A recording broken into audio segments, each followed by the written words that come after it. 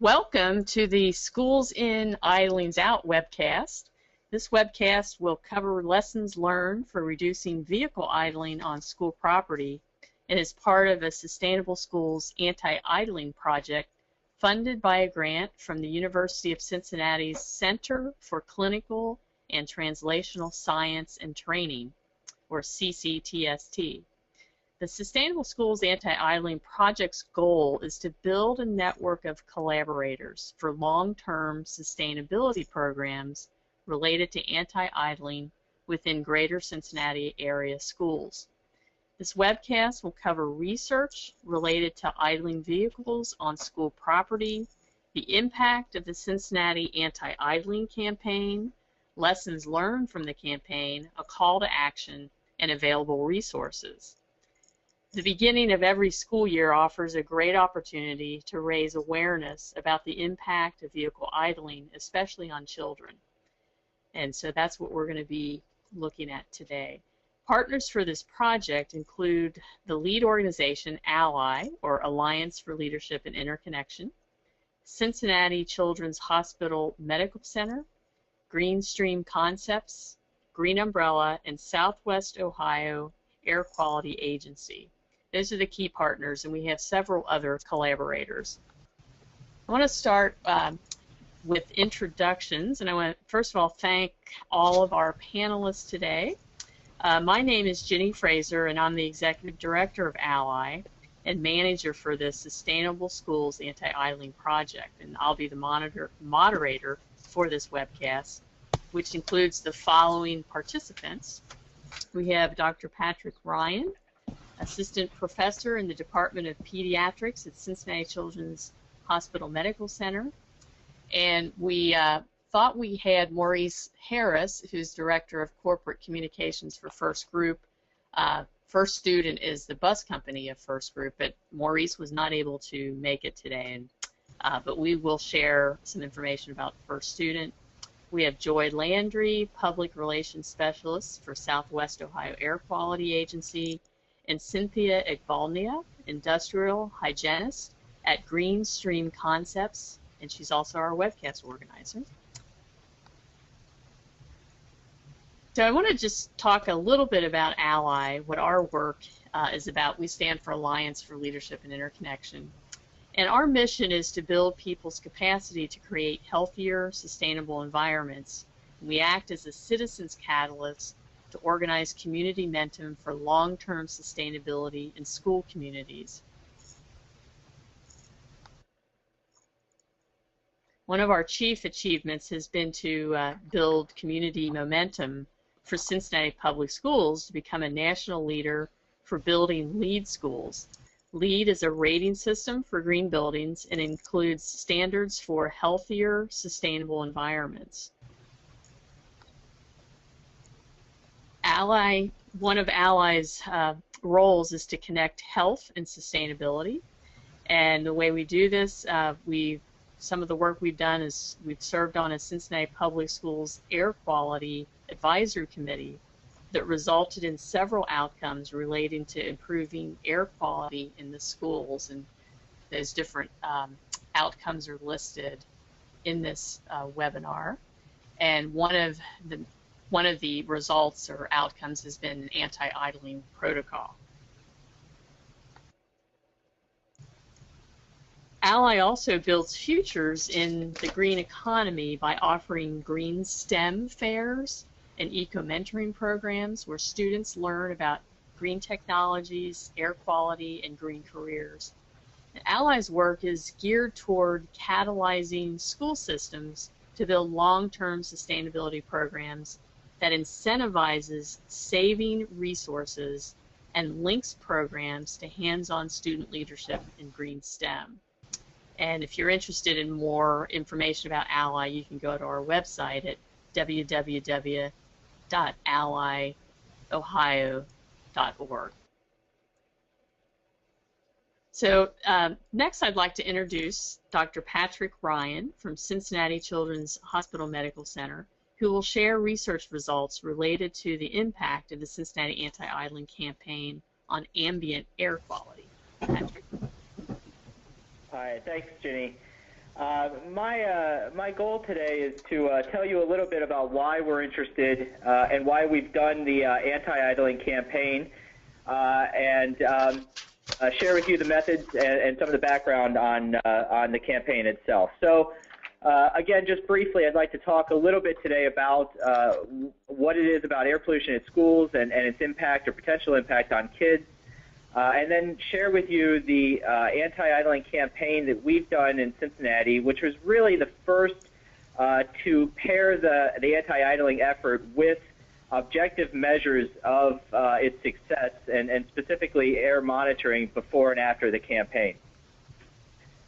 So just by way of background, we know from a number of studies, both in Cincinnati and in the U.S. and worldwide, that kids are particularly susceptible to traffic-related air pollution. So the pollutants that come out of cars and trucks and buses, and especially the diesel exhaust particles, because of their size and composition, seem to be very important from a health standpoint. Kids also tend to spend more time outside. They're more active. They breathe through their mouths.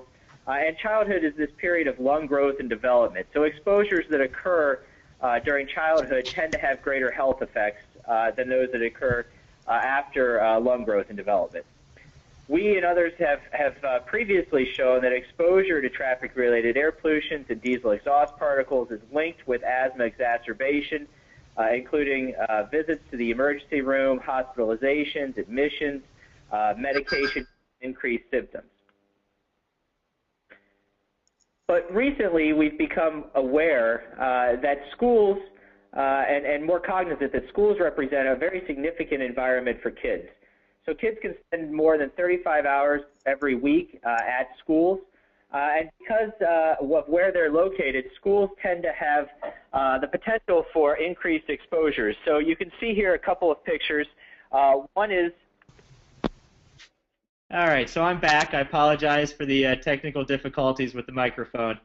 But as I was saying, most of the studies that have been done looking at air pollution and its health effects have been looking at exposures that occur at children's homes. But we know that schools represent a significant environment for kids who spend up to 35 hours or more a week.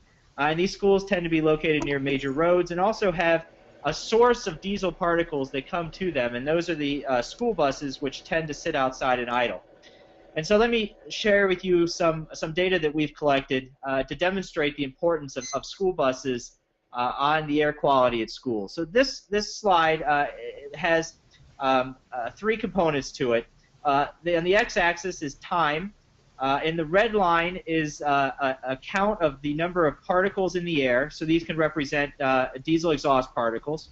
And in the blue line is the number of school buses. And what this is showing is a very high correlation or link between the number of buses that come to and from this school and the increase in particles at the school. So a very clear correlation between school buses and increased particles in the air at schools. I also wanted to share with you the importance of idling school buses on air quality by sharing two figures. The figure that I'm highlighting on your left first is data counting the number of ultrafine particles. So these are particles that are very, very tiny, can deposit deep into the airways, and we think have even greater health effects than larger particles. And the frame on the left shows the particle concentration in the air prior to school buses coming and idling. And on the slide on the right, you can see the significant increase in particle number concentration. So the number of particles in the air after the school buses arrived and idled for about a half hour. So not an unreasonable or not a surprising amount of time of idling. So with that background in mind, we initiated with our partners here a NIH-funded study with three specific objectives. The first was to determine if kids are exposed to increased traffic pollution at schools. Secondly, with our partners, to develop and implement a community-driven anti-idling campaign to reduce their exposure while they're at schools. And then finally, to evaluate the intervention by assessing the reduction of exposure in schools and also the health of children with asthma who attend those schools. And this is really the critical component to our study that hadn't previously been done, and that's the evaluation showing or demonstrating the effectiveness of an anti-idling campaign. So our methods, we had 4 schools that participated in the anti-idling campaign. We did indoor and outdoor sampling at those schools for air quality, as well as a community site representing the background or the neighborhood levels of the kids who attended each of those schools. And just briefly to highlight some of our results, I'd like to share with you two data points. The first is PM2.5. So these are particles less than 2.5 microns in size. These are a common air quality index. And you can see here the 4 schools that we had participating in the study. We called them A, B, C, and D. And what I'd really like to highlight is School B. That's the school that had the highest number of buses. And the data I'm showing you here is the concentration of PM2.5 at that school subtracted from the community level. And so any number greater than 0 indicates that the concentration at the school was higher than the community level, and a number less than 0 indicates that the concentration at the school was less than the community level. And as you can see, before the anti-idling campaign, at School B, the average concentration of PM2.5 at the school was nearly 4 micrograms per cubic meter higher than the community site. After the anti-idling campaign, we reduced that discrepancy between the school and the community site to less than 1 microgram per cubic meter of air. And so this was a significant reduction, nearly 3 micrograms per cubic meter of PM2.5 in the ambient air reduction based upon the anti-idling campaign.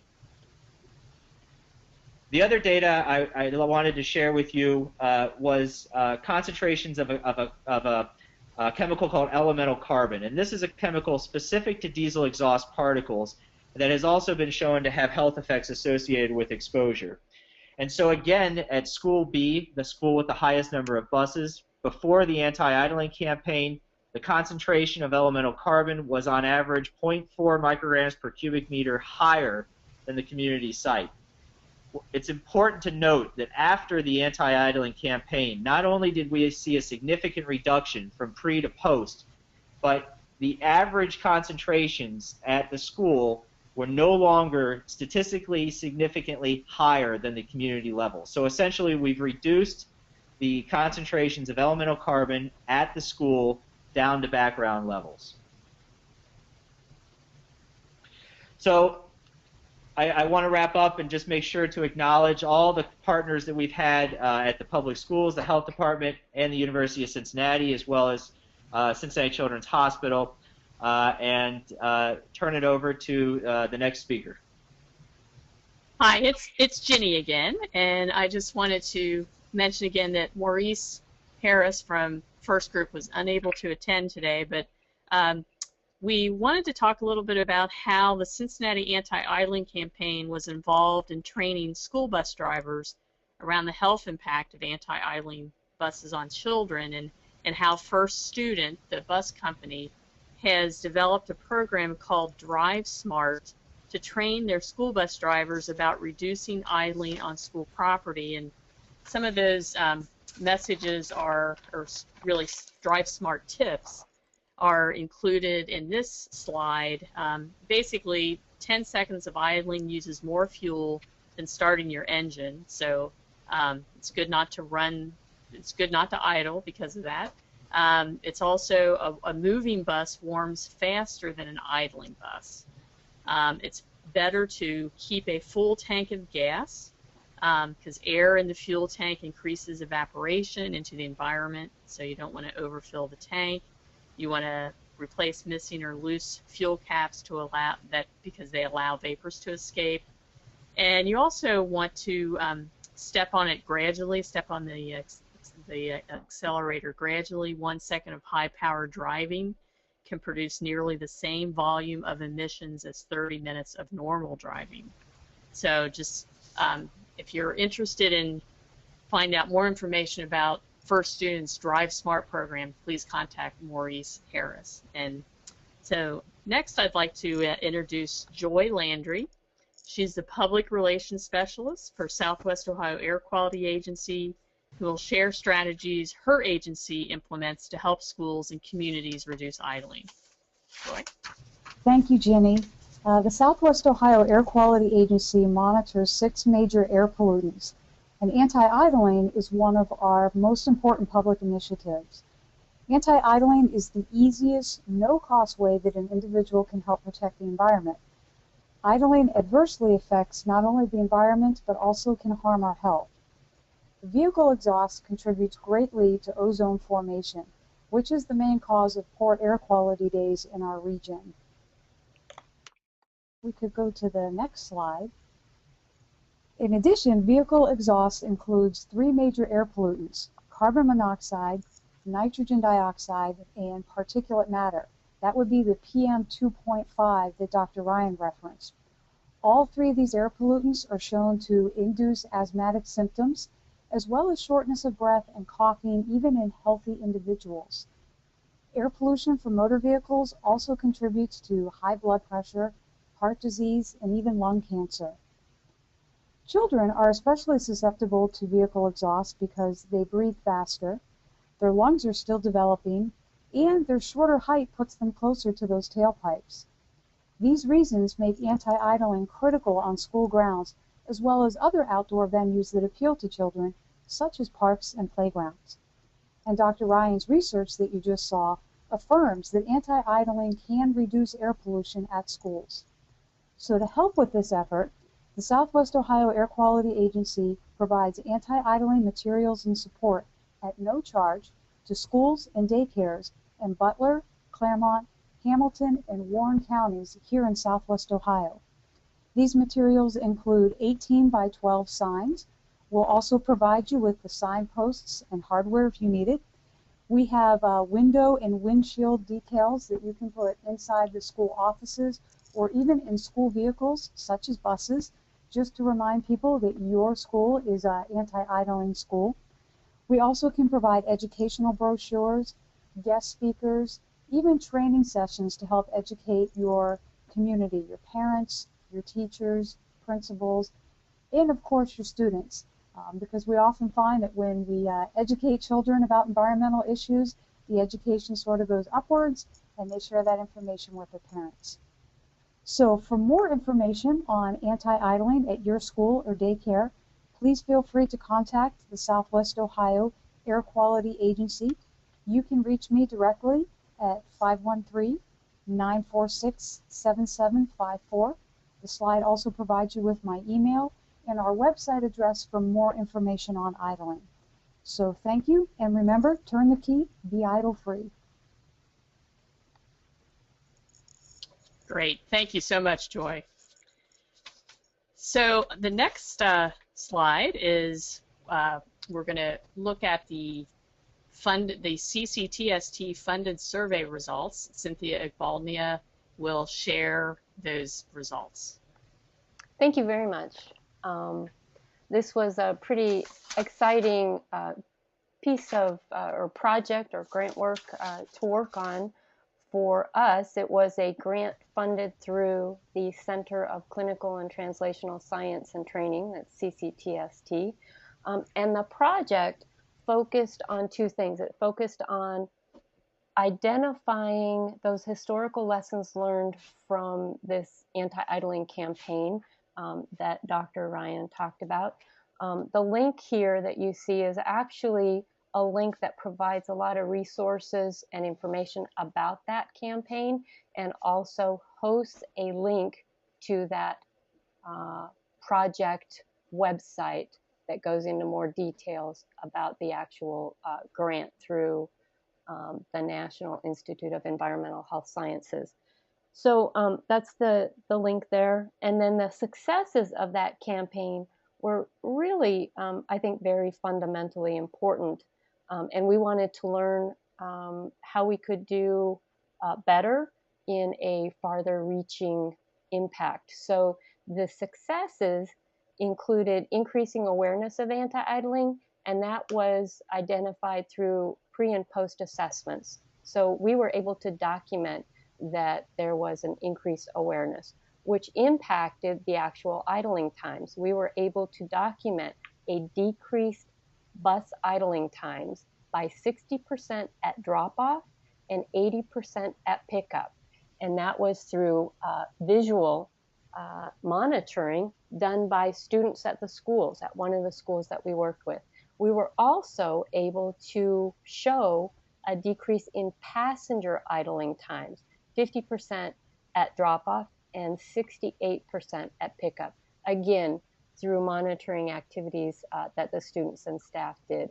So I think that was pretty phenomenal. And what we wanted to do was understand how to expand, on those lessons learned and build a network of collaborators throughout the local area, but also nationally. So talking a little bit about the survey, we used REDCap through the assistance of CCTST, and it's a great resource, a great research electronic capturing software program, and I provide a link there for anybody who's interested in following up on that. But I also wanted to mention just our survey groups. We were able to survey teachers, administrators, and support staff at the schools where the actual campaign took place, and it took place 2 and 3 years ago. So it was recent, but it was still a while back. And we were able to talk to and connect with 61 individuals. And of those 61, you can see in the graph that over 50% of them actually remembered this campaign that took place 2 and 3 years ago. Similar with the bus drivers, the number there is we were able to connect with 26 bus drivers, and we didn't have quite as many that remembered the anti-idling campaign, but we did have a few, so we were able to capture information from those individuals. And then also the community stakeholders. We were able to tap into almost 60 community stakeholder members, that's parents, students that we interviewed, and we had approximately 7 that remembered the campaign.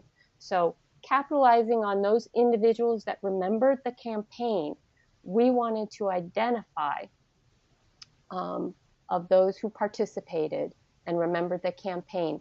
We wanted them to rate the effectiveness of the various activities that we did. So although there was a lot of data collected and is reported out in a more comprehensive webinar that is connected through Ally's website, I just wanted to present a few things here that are really key for this particular project and lessons learned. And so here you see a graph of the 4 different groups that we looked at, and we separated bus drivers out for various reasons. So really the 3 or 4 different groups, from the school participants and the community partners and the bus drivers, what they rated as far as effectiveness of these of the anti-idling campaign. And the point here to make would be that 60% or more throughout these groups rated the campaign neutral or above neutral. That's very effective or somewhat effective. So it really talks about getting the information out there and what kind of impact that can have positively on interactions with the communities. This next graph simply breaks down the different types of strategies that we used. We wanted to try to identify, was there something that was just well above all the others as far as being effective? And what we found was, again, there's a difference in people's preferences, but generally, if something was done, it was going to have a positive impact. There were very few ratings of below neutral. So the bottom line would be to do something is, making the information available and reminding people of the importance of whatever topic you're talking about. As far as suggested improvements, I'm only listing here one group that we worked with. There are others that we have in the more comprehensive review. But here we have the school participants and what did they recommend as far as improvements. And I've broken them down into 4 different categories. One is signage, one is general information, one is enforcement, and then a group of others. So here we see that over 60% or close to 60% of the individuals felt that information was the most important thing to continue to improve on. And that's getting information out as quick reminders, easy reminders to individuals on the topic that you're interested in. There were a few people who suggested signage. I'd like to note that of those who suggested signage, you know, such as those fabulous signs that Southwest Ohio Air Quality Agency provides, are great signs. You know, those are things that people are looking for as quick reminders. So there's more information on the particular survey summaries that we've done, again, on ALLY's website, but I'll turn it back to you, Jenny, for strategies moving forward. Thank you. Yeah, just to kind of summarize what this focus for this project is to really build a network of collaborators for long-term sustainability related to anti-idling. And so we feel fortunate to have such wonderful partners, such as the panelists that you've heard today, and also additional collaborators, which you can find the information about those collaborators on our website, which I'll give you. Well, it's listed there, www.allyohio.org. So another strategy, at least for ALLY, is to offer green STEM programs that demonstrate the connections between air quality, green technologies, and green careers. So we really start this process early, and young people really take to this information. They're very curious. They're very willing to learn about these connections. We also want to share resources such as information about the Cincinnati Anti-Idling Campaign. Cincinnati Public Schools website, as Cynthia had mentioned, is a great resource. It has templates for the campaign, monitoring tools, strategies, and many other items. There's also an anti-idling video available through Cincinnati's public television station, CET. And Southwest Ohio Air Quality, as you heard, has many resources for Southwest Ohio, such as the free idling, anti-idling signs, educational programs, and materials. So at this point, I'd like to ask if any of the panelists have anything else to add in terms of strategies moving forward. I think I'd just like to say that I know the local area here in Cincinnati just has a great pool of resources where we all come together and provide a lot of collaboration and support. I think this whole process that we've been able to collaborate on and providing resources to outside the local area is just a phenomenal opportunity to share and continue to grow the positive impact that we've seen. And as our data or survey results show, it's that little bit of continual reminders of information, getting it out there in front of people, that's going to be key in those forward strategies. Thank you, Cynthia. That's great. So as a final reminder about who our partners are and I'm sure all the partners would love to hear from our audience. There's myself from ALLY, Dr. Patrick Ryan from Cincinnati Children's Hospital Medical Center, Maurice Harris from First Group, Joy Landry, and Cynthia Ogolmia. And I just want to thank all of our participants today, and thank you for listening. And again, for more information, feel free to contact me, Ginny Fraser, at 513-541-4607, or visit our website, www.allyohio.org. Okay, great job, everyone.